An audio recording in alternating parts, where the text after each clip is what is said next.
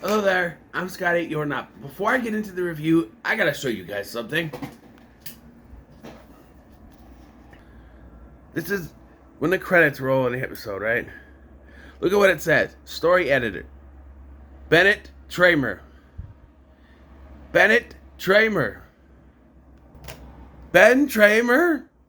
I thought he got bloated up in Haddonfield. Halloween fans will know who Ben Tramer is. If you're fans of Just Think by the Bell and you watch this, you're like, huh? But that just blew my mind. Bennett Tramer. Sure, Ben Tramer's full name's probably Benjamin. I don't know. But, yeah, so we are talking about the episode Screech's Woman, which I guess I got confused with another one that had a Screech-centric plot that had to deal with a female character. I think that's later on down the line a little bit, a couple more episodes from now. But this particular episode sees a Screech, and well, everyone's doing science projects. Slater and Jesse are doing a volcano, right? And so Screech and Zach are doing their own project, and well, Screech is doing the project. Zach is just, hold on, turn it more this way. Zach is just there, you know. He even says, like, you do all the work and I take the breaks. That's, you know. And hey, what's his way to gaslight Screech? Well, if I do it, it's going to end up being done wrong and you'll have to fix it and do it anyway. He's gaslighting Screech. He is. But, Dennis there sitting down at a different table than normal with Kelly. You know, they see Lisa. Screech starts swooning over her, and Kelly, you know, talks him into finally doing something about it, tell her how he feels, but I feel like he does that all the time, and she still just turns him down. How they do this, though, is one of the stupidest, cheesiest looking ways, where he just gets up, we have a weird fantasy music, he goes like this, he's gonna go, she stands up, she goes like this, and like, I feel like he gets way too close. Like, he gets so close. He's probably, like, this distance away from her, right? Maybe this distance. This distance away before another guy comes in and she hugs this other guy. And then he just goes back to where he's sitting. But there's no way that she didn't see him walking up to her like that. And then there's no response from her. By the way, Kelly really doesn't do much of anything in this episode. She's here, and then she's really doesn't do much. There's one scene where there's a gag with her later, and then she's at the end. Really not much. So, yeah. So, heartbroken, Screech can no longer do the science project, so Zach schemes to try to get him a date, you know? So, he tries to ask that one girl. He comes up with a line. I don't think it would actually work, but it goes something like, how much did the contestants of the Miss Universe how much did the other contestants have to pay to leave the Miss Universe contest? Something like that. But Screech messes it up, so yeah, and Screech thinks he'll never get a woman, but then Jessie shows up, so Zach tries to go to her. So, as a kid, Jessie mentions Beauty and the Beast. So I'm thinking, okay, the Disney movie. This is 1989. I don't even know when this aired, if Little Mermaid had come out yet. Probably. But, she wasn't talking about that. She was talking about the live action Ron Perlman, show, which also had Sarah Connor. Yes. What's her name? Who played Sarah Connor? I can't think of her name right now. Linda Hamilton. That show. That's what she's talking about when she mentions Beauty and the Beast. So if you're watching this, she's not talking about the beloved Disney movie. She's talking about some soap opera thing.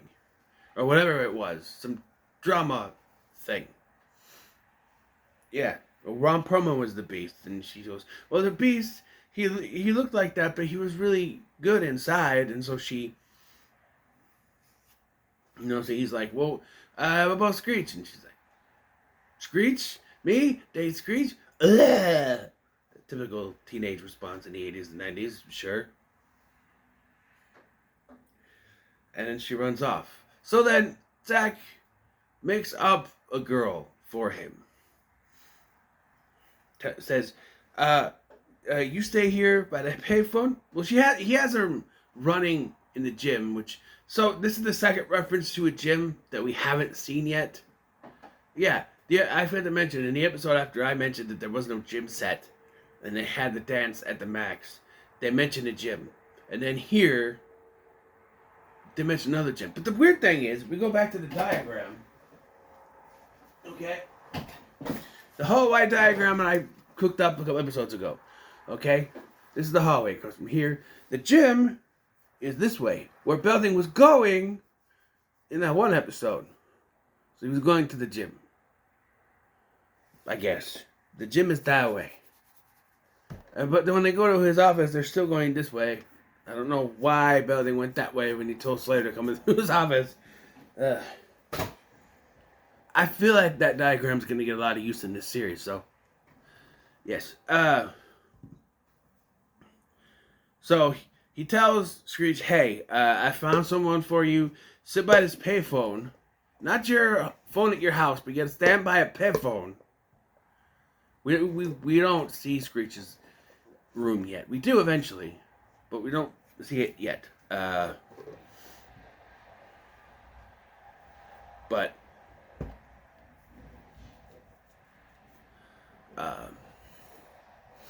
yeah. So then we cut to Slater committing a crime.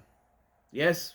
He is on the school's payphone on a international call to Italy. He's talking to some girl. He's like, no, I can't come to lunch. No, we can't do lunch because you're out away in Italy. And I'm just like, wait, he's using the school's payphone for an international call. It's going to cost the school a lot of money. I know it's a payphone, and I think I used it once when, like many years ago, many moons, my phone broke. And I had to call someone because I had Facebook, but I don't know why I didn't try to use Facebook. So I had to call my grandma, I think it was. So I went to the payphone and had to figure out. I don't remember how I did it though, because I don't think I had her phone number unless I did. I don't know, but I called somebody from a payphone when they had it at the Hy-Vee over here. There's no payphones anymore, and the kids nowadays, what's a payphone? That's why you gotta show them old shows like this so they know what payphones are. Right? That's why Guardians of the Galaxy is showing our kids what cassette tapes are. I get showing a bunch of my cassette tapes. Look. Dust everywhere. Anyway, so Slater's talking to this woman illegally in Italy, causing lots of money. Because it's connected to the school, so you gotta think. Something. Right? I know he's putting in the money, but still. I don't know. I guess maybe it would be more if he's using Belding's personal phone in his office, but I don't know. So, eventually Screech talks Slater into leaving. And, I was opening the windows, and I heard him say, you got a chick calling you? He always calls them chicks. You got a chick? Okay. But yeah, he gets the phone call. We don't hear the other side yet, but it's obviously Zach, right? So Zach walks in. It cuts to Zach walking into the men's room, the boys' bathroom, and we see that there's someone feet underneath one of the stalls. This turns out to be Mr. Belding, who is hearing this phone call and thinking that this woman Bambi, this girl Bambi, whatever, which is the name Zach came up with, Bambi, is talking to him. Zach leaves, and just as then Slater shows up, which it's almost like Zach leaves and then Slater shows up, so they would have crossed each other in the hallway on the way to the bathroom, right? I assume, unless it's one of those things where you can go out and there's different directions you can go, I guess. But still, someone would have, like, he would see. I don't know. Yeah, so Belding basically has this talk with Bambi, man. He's like, I think Slater's like, I think Bambi ran off with Thumper. And he's like, Slate, who is that? He's like, it's Slater, sir. And so he comes out and he's like, where's Bambi? Who's Bambi? Well, she's a girl. She was here with me. She was in here with me. Well, not with me. Yeah. Not something you could do nowadays. I don't think. There's probably going to be a lot of that. Yeah. Resolved. Well, we got to a school classroom. Zach is now very tired because he's been up talking with Screech all night. Screech is in a good mood, and the other kids eventually they're talking to Screech, and Screech wants to meet her. But Zach knows that isn't possible, so Screech handcuffs himself to a set of lockers and says, basically blackmails Zach. Like, hey, I'm not going to go to class. I'm not going to do any of this. I'm not going to do any science projects if I don't get to see my woman. So Zach's just like, he's at the end of his rope at this point. So we then cut to Belding's office, where they do a gag where they show Screech and then they pan the camera back and show he's still attached to the lockers. And basically, that he's gonna, that this is Zach's fault. But before he can call, they'd also do a gag with his secretary. I don't know, that asking who is this. Then Kelly comes in to have her little cameo in this part of the episode. Apparently one of those is her locker. She comes in, puts a book in there, and leaves. That's not how lockers work. Yes, you can put books in your locker, but then you have to take out the book for the next class. And if you have all your books with you, then why are you putting one back in? Unless it's just to soften your load, I guess. But it would take extra time for you to have, if you have all the books that you need for your classes, to then go to throw one into your locker. It takes a little time. Just carry them with. I don't know. She just throws the book in there, leaves. Bennett Tramer's staring at me still. I'm sorry if that's a little bit noisier than usual. It rained last night, so it's probably a little sloshy sounding when people are driving. I needed air. So Belding calls Zach to the office, where Zach is basically like, wait, what? Like, he's like, you have to arrange a meeting for him and Bambi. Sir, that is completely impossible. He's like, well, I can't tell you what to do. You are the principal. You literally can tell him what to do. I guess when it comes to personal life stuff, he can't. But if he was to organize it in the school, he could. Like, yeah. And the Max is connected to the school, which is where it happens. So now Zach has to kind of confess things to people. So he's told Lisa, and she's gonna dress him up like a girl so that Screech can meet her, and Jesse is there as well. Yeah. So, yeah.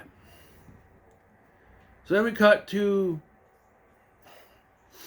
the Max, where Max doesn't recognize Screech because he's all dressed up, and Screech has dead flowers, so Max hands him this bush of leaves that he uses magic to bring fake flowers up, because he's a magician. No one to forget that.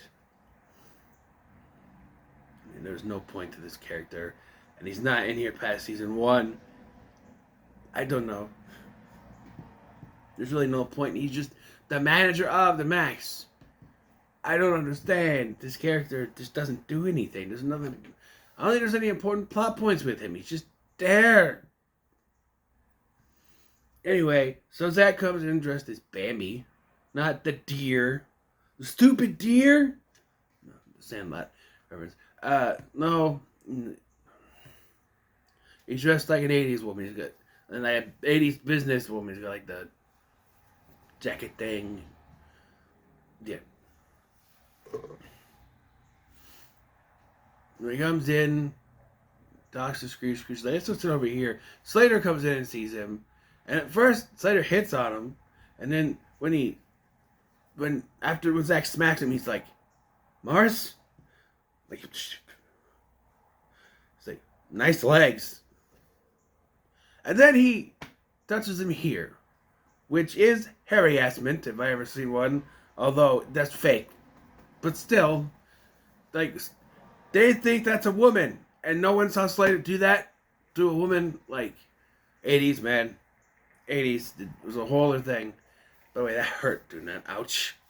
This is real. That hurt. So basically they have a conversation where now Bambi is basically trying to convince Screech to break up with him. Like, Screech, we're going to be together. We're going to have to be exclusive. But that's okay. You're going to have to... I am allergic to all animals. And he's like, I'll shave my birds. He's got more than birds, but okay. And he's like, there's another one, I forgot what it was. But the final one is, I want you all to myself. So you can't hang around with your friend Zach. Just Zach? Like, he's like, oh, I remember the other one. He has to straighten his hair out and dye blonde. And he goes, call me Billy Idol. And I'm like, okay, there's a reference. An 80s reference. But then, yeah, to give up Zach. It's giving up Zach.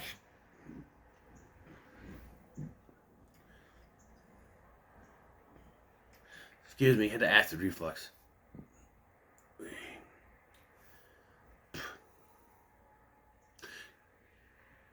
Shaving his birds is okay. Straightening his hair and dyeing it blonde, okay. But giving up Zach, no, that's a no. Can't give up his friend.